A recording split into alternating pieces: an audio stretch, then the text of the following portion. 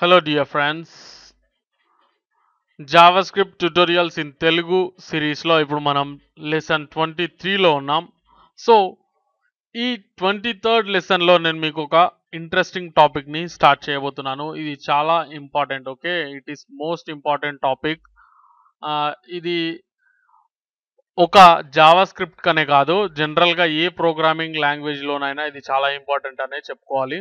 అలాగే ఫ్రెండ్స్, మీరు ఇక్కడ కాన్సన్ట్రేషన్ అనేది మిస్ చేశారంటే మీరు మిస్అండర్స్టాండ్ చేసుకుంటారు. ఓకే, అంటే ఇది అర్థం అవడం ఈజీయే, కానీ అర్థం చేసుకోవడం కష్టం.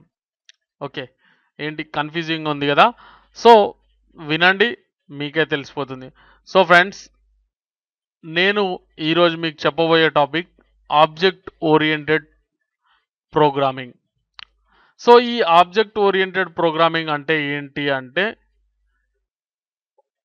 ప్రతి దాన్ని అంటే ఒక వేరియబుల్ని ఆబ్జెక్ట్ లాగా తీసుకొని, అంటే దానికి ఒక బ్లూ ప్రింట్ అనేది తీసుకొని మనం దాని నుంచి పనిని వేగంగా చేసుకోవడానికి మనం ఆబ్జెక్ట్ లాగా వాటిని మార్చుకోవడం జరుగుతుంది అనమాట.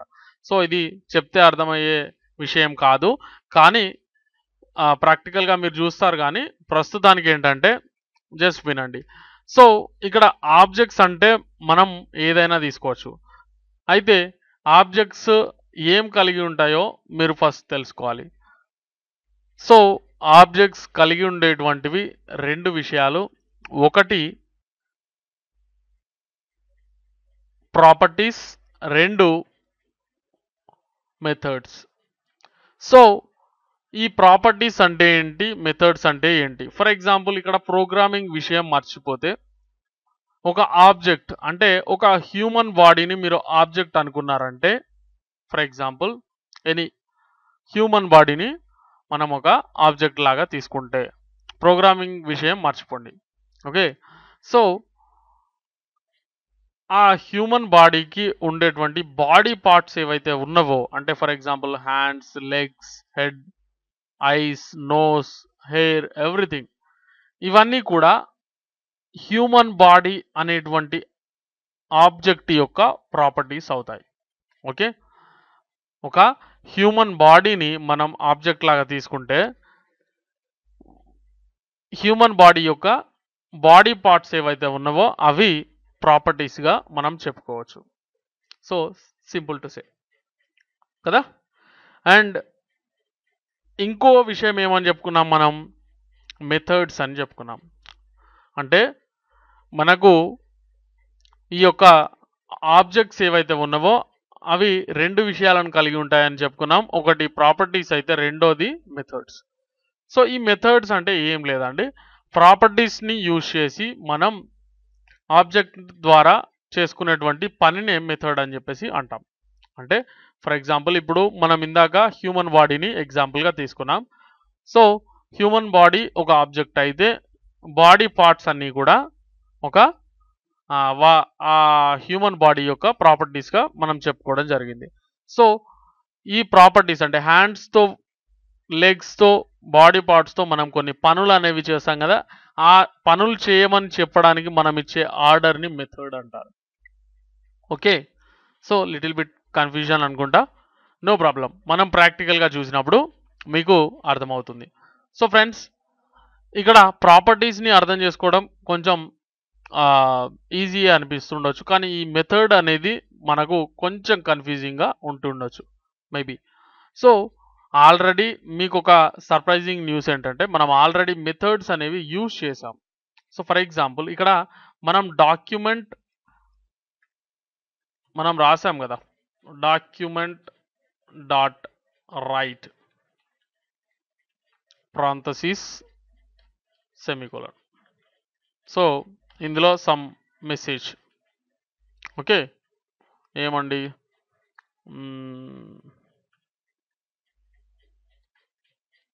హలో తెలుగు కంప్యూటర్ వరల్డ్ అనుకోండి ఫర్ ఎగ్జాంపుల్, ఏదైనా సరే అక్కడ మెసేజ్ ఇది అనే ఏం పర్టికులర్గా ఏం లేదు. Okay, hello Telugu computer world అనేది తీసుకున్నప్పుడు ఇక్కడ అది ప్రింట్ అయింది. సో ఫ్రెండ్స్, ఇక్కడ చూడండి, డాక్యుమెంట్ అంటే కూడా ఒక ఆబ్జెక్టే. ఇక్కడ డాక్యుమెంట్ అనేది కూడా ఒక ఆబ్జెక్టే. సో డాక్యుమెంట్ అంటే ఏంటి అసలు? సో ఇక్కడ చూడండి, మీ యొక్క బ్రౌజర్ని గమనిస్తే మీకు ఇక్కడ రకరకాల టూల్స్ అనేవి ఉన్నవి. Minimize, maximize, okay, closing button, అలాగే ఈ యొక్క tabs, address bar, everything is there. And ఇక్కడ చూస్తే మీకు ఇక్కడ ఈ వైట్ స్పేస్లో ఏదైతే ఉందో ఈ స్పేస్ని మనం ఏమంటాం, హెచ్టిఎంఎల్ డాక్యుమెంట్గా చెప్పుకుంటాం. ఓకే, సో డాక్యుమెంట్ అంటే ఇది. సో ఈ డాక్యుమెంట్లో రకరకాల పార్ట్స్ అనేవి ఉంటాయి, దీనికి ప్రాపర్టీస్ ఉంటాయి. ఓకే, సంథింగ్ లైక్ మనం ఒక వెబ్ పేజ్ అంటే ఒక వెబ్ డాక్యుమెంట్ని హెచ్టిఎంఎల్ డాక్యుమెంట్ని తీసుకున్నట్లయితే మనం దాంట్లో హెడర్ అనేది యూజ్ చేస్తాం, అవునా కదా? హెడర్ అనేది యూజ్ చేస్తాం, బాడీ యూజ్ చేస్తాం, దాంట్లో సైడ్ బార్స్ ఉంటవి, అవన్నీ కూడా దాని ప్రాపర్టీస్ అనుకోండి. For example, okay, for example, so ఇక్కడ మెథడ్ అంటే ఏంటంటే ఇక్కడ డూ సంథింగ్ అనేది మనం చేస్తున్నాం, దేన్ని ఉపయోగించి? ఇక్కడ డాక్యుమెంట్ అనేటువంటి ఒక ఆబ్జెక్ట్ని యూజ్ చేసి. ఇది యాక్చువల్లీ ఇది ఏంటండి, ఆబ్జెక్ట్. ఈ ఆబ్జెక్ట్ తర్వాత డాట్తో సపరేట్ చేసి మనం ఒక యాక్షన్ని దానికి ఒక ఆర్డర్ని జోడిస్తే దాన్ని మెథడ్ అని చెప్పుకుంటాం అనమాట. So simple to say, okay, ఇది మెథడ్, ఇది ఆబ్జెక్ట్, డాట్తో సపరేట్ చేయబడుతుంది. ఓకే, లెఫ్ట్ సైడ్లో ఉండేది ఆబ్జెక్ట్ అండ్ ఆ తర్వాత రిమైనింగ్ పార్ట్ ఏదైతే ఉందో అది మెథడ్గా మనం చెప్పుకోవచ్చు. సో ఇప్పుడు మనం మన ఓన్ ఆబ్జెక్ట్స్ని క్రియేట్ చేసుకుందాం, వాటికి సంబంధించిన. సో ఇక్కడ మీరు ఒకటి గుర్తుంచుకోవాలి, మనం 2 టైప్స్ ఆఫ్ వేస్లో మనం ఈ యొక్క ఆబ్జెక్ట్ ఓరియంటెడ్ ప్రోగ్రామింగ్ అనేది చేయవచ్చు. అంటే ఆబ్జెక్ట్స్ అనేవి మనం 2 విధాలుగా క్రియేట్ చేయవచ్చు. ఆ 2 విధాలను నేను మీకు నేర్పిస్తాను. ఓకే, సో ఏది ఎలా వాడాలి అనేది నేను మీకు చక్కగా చూపిస్తాను. Be ready for that. Okay, so dear friends, మనం ఆబ్జెక్ట్ ఓరియంటెడ్ ప్రోగ్రామింగ్ అనేది నేర్చుకోవాలంటే అంటే ఇక్కడ మనం ఆబ్జెక్ట్స్ అనేవి క్రియేట్ చేయాలని చెప్పుకున్నాం కదా. అంటే ఇప్పుడు మనం చెప్పుకోబోయే వేలో ఎలా ఉంటుందంటే మనం స్క్రిప్టింగ్ అనేది ఇక్కడ హెడ్ ట్యాగ్లో యూజ్ చేస్తాం, అంటే హెడ్ సెక్షన్లో. ఓకే, సో హెచ్టిఎంఎల్కి సంబంధించినటువంటి హెడ్ సెక్షన్లో మరియు బాడీ సెక్షన్లో మనం రాసుకుంటాం. సో ఇక్కడ స్క్రిప్ట్లో ఏం చేస్తామంటే జావా స్క్రిప్ట్ అనేది మనం ఇక్కడ బ్లూ ప్రింట్ అండ్ ఆబ్జెక్ట్స్ని తీసుకొని వాటిని బాడీలో మనం ప్రింట్ చేసుకునే ప్రయత్నం అనేది చేస్తామన్నమాట. ఓకే, బాడీలో వాటిని యూజ్ చేసుకునే ప్రయత్నం అనేది ఉంటుంది. సో ఫ్రెండ్స్, ఫస్ట్ మన ఓన్ ఆబ్జెక్ట్స్ని ఎలా క్రియేట్ చేయాలో నేర్చుకుందాం. ఓకే, సో ఇది ఒక ఫస్ట్ టైప్ అనుకోండి. ఓకే, సో ఇక్కడ చూడండి, నేను హెడ్ సెక్షన్లో చేస్తున్నాను, ఇది గమనించాలి, మీరు చాలా జాగ్రత్తగా గమనిస్తే కానీ ఇది అర్థమవునటువంటి సబ్జెక్ట్ అని ముందే చెప్పాను.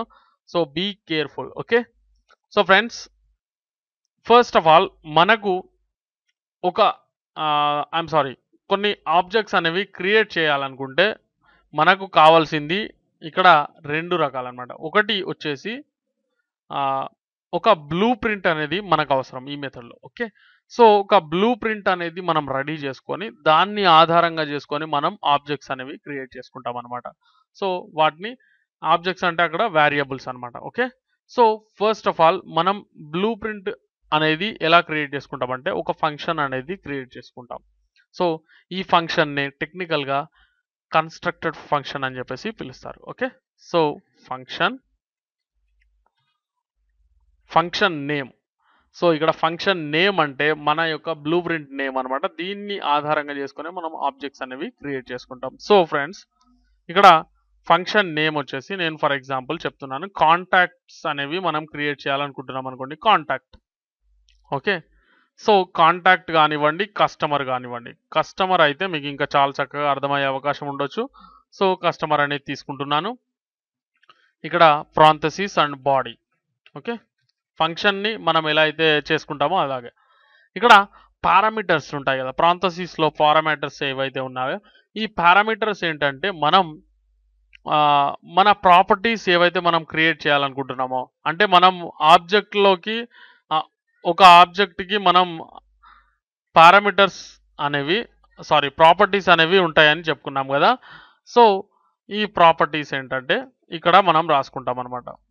ఓకే, నేమ్ అండ్ మొబైల్ అనుకోండి.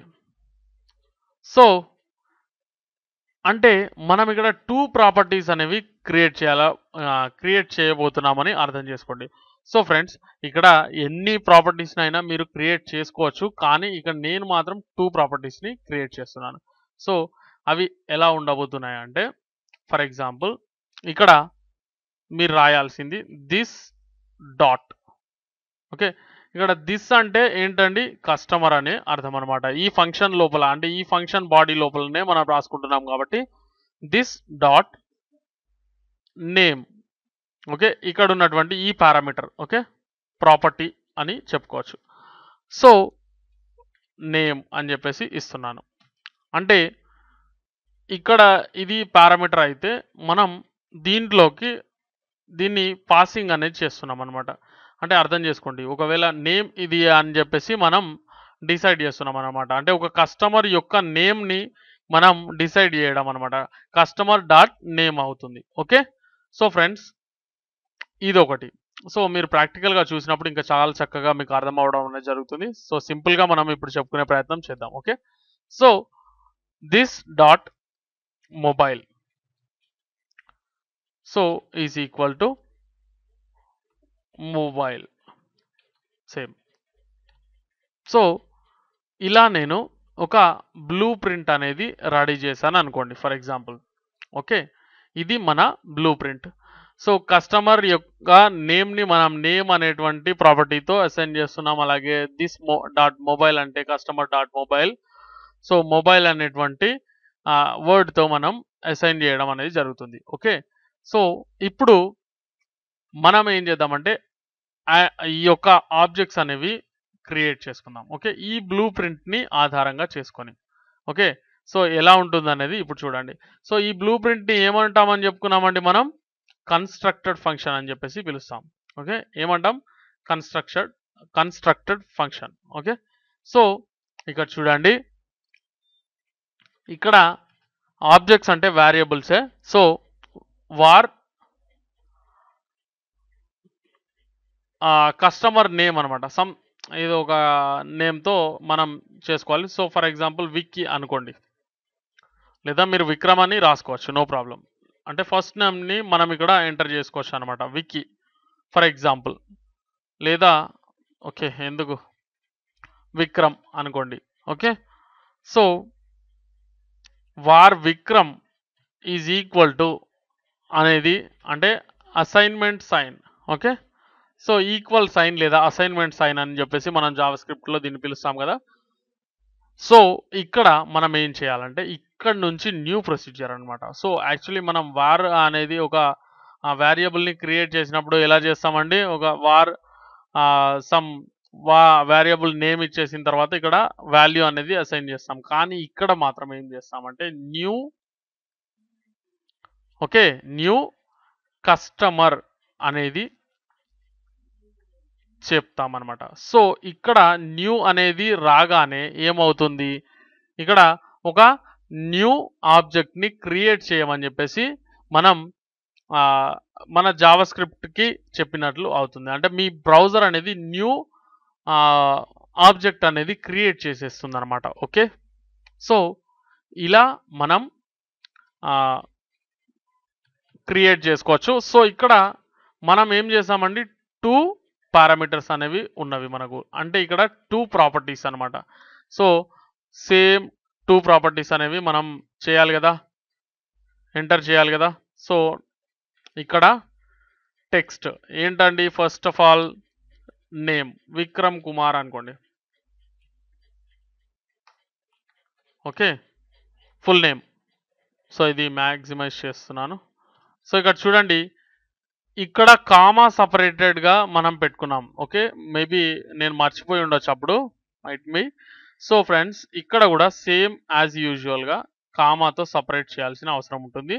సో ఆ తర్వాత ఇక్కడ ఏం రాస్తాం, మొబైల్ నెంబర్ ఎంటర్ చేస్తాం.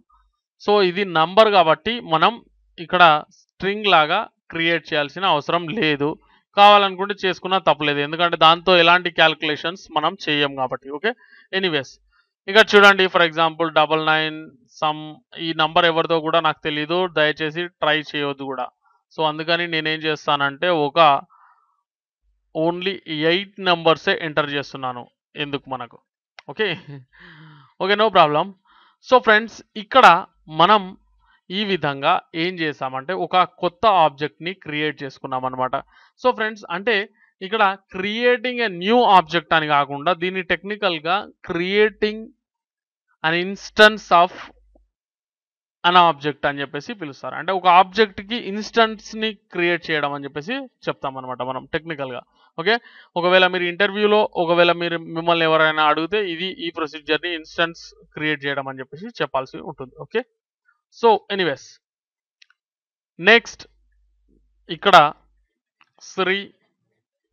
ఓకే, ఇతను కూడా ఒక న్యూ కస్టమర్ అనుకోండి, శ్రీకాంత్. ఓకే, సో ఇక్కడ mobile number some changes. Okay, so మరొక కస్టమర్ని నేను క్రియేట్ చేస్తున్నాను. ఇలా మీరు ఎంతమందినైనా క్రియేట్ చేయవచ్చు అనమాట. ఓకే, సమీర్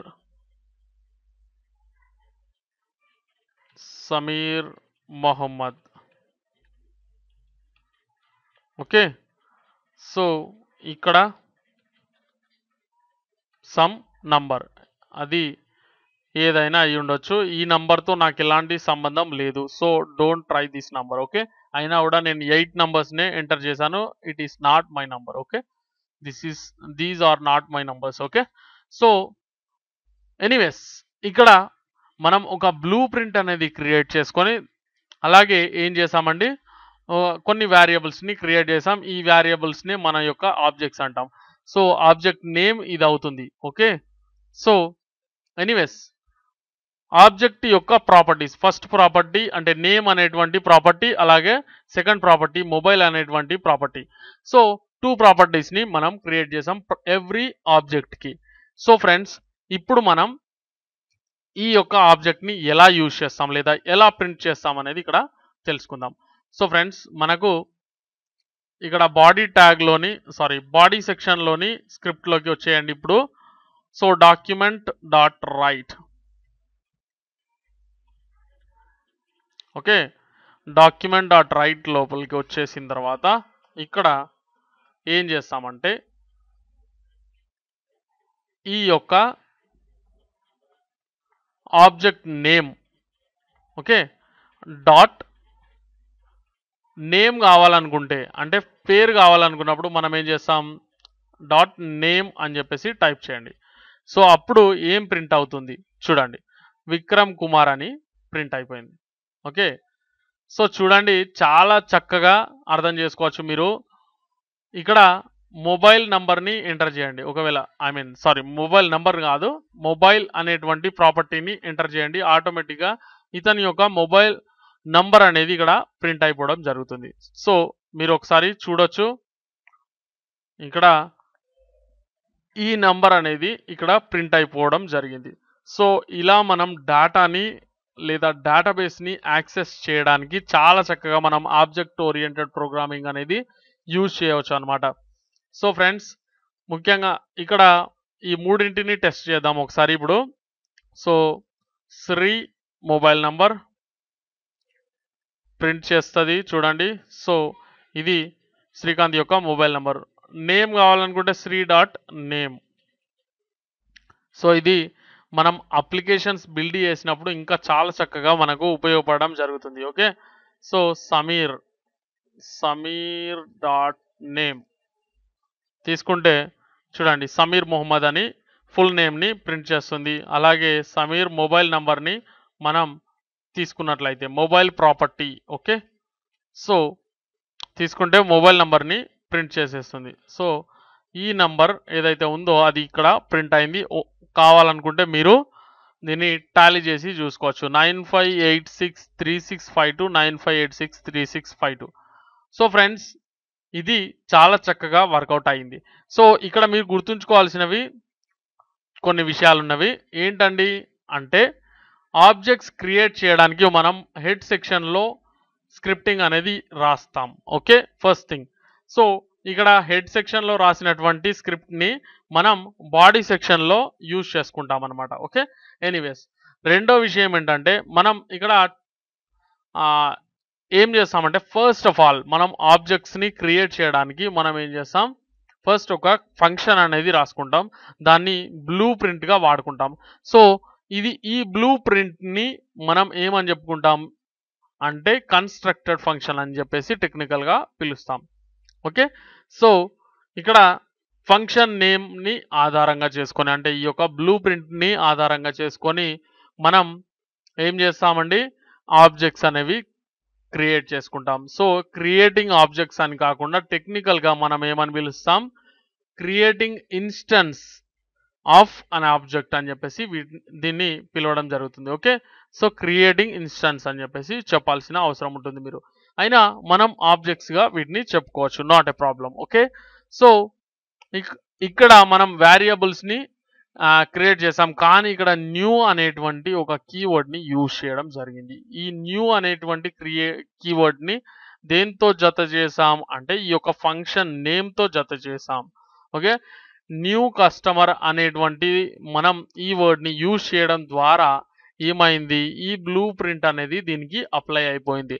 సో ఈ మెథడ్ని ఈ ప్రొసీజర్ని మీరు చాలా చక్కగా అర్థం చేసుకునే ప్రయత్నం చేశారంటే మీరు ఆబ్జెక్ట్ ఓరియంటెడ్ ప్రోగ్రామింగ్లో ఎక్స్పర్ట్ అయిపోయే అవకాశం ఉంటుంది. ఓకే, సో ఈ ఆబ్జెక్ట్ ఓరియంటెడ్ ప్రోగ్రామింగ్ని యూజ్ చేసి మనం వెబ్ అప్లికేషన్స్ అనేవి బిల్డ్ చేస్తామని గుర్తుంచుకోండి. సో మీకు ఏదైనా డౌట్ ఉంటే మీరు నన్ను కామెంటింగ్ ద్వారా అడగచ్చు, లేదా ఈ వీడియోని రివైండ్ చేసి మరీ ఒకసారి చూసి మీరు చక్కగా అర్థం చేసుకునే ప్రయత్నం చేయండి. ఓకే, సో ఎనీవేస్ మీకు ఇది అర్థమై ఉంటుందని నేను ఆశిస్తున్నాను. అలాగే మీకు ఈ వీడియో నచ్చినట్లయితే దయచేసి నా వీడియోలను లైక్ చేయండి. ఓకే, మీరు లైక్ చేయడం ద్వారా నాకు కొంత ఎంకరేజ్మెంట్ అనేది దొరికి నేను మీకు మరిన్ని యూస్ఫుల్ వీడియోస్ని అందించడానికి నాకు ఒక బూస్ట్ లాగా అది ఉపయోగపడడం జరుగుతుంది. So please like my videos, please share my videos. Okay, మీరు ఈ యూస్ఫుల్ వీడియోస్ని మీ ఫ్రెండ్స్తో కానీ వేరెవరితోనైనా సరే మీరు షేర్ చేసుకోవడం ద్వారా వాళ్ళకి హెల్ప్ చేసిన వారు అవుతారు. Okay, so please share my videos and please subscribe to my channel. Thanks for watching this video.